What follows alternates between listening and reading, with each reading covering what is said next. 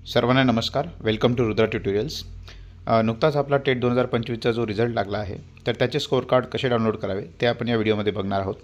तर सर्वप्रथम आपल्याला क्रोम ब्राउझरवरती MSCE पुणे ही आपली जी ऑफिशियल साईट आहे ही ओपन करायची आहे. जशी आपण ती साईट ओपन करणार तर असा इंटरफेस येईल. त्यानंतर बघा तुम्हाला या ठिकाणी दोन ऑप्शन दिसतील. त्याच्यामध्ये एक टेटचं नोटिफिकेशन आणि दुसरं म्हणजे निकाल, टेट 2025 निकाल.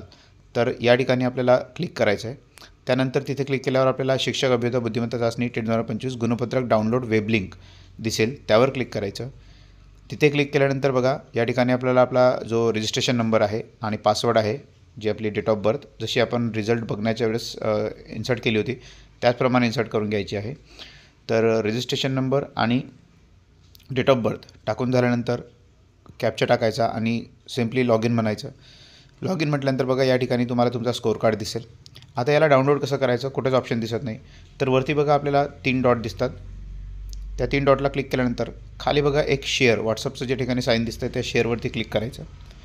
शेअरवर क्लिक केल्यावर बघा इथे राईट साईडला प्रिंटचं ऑप्शन मिळतं आहे.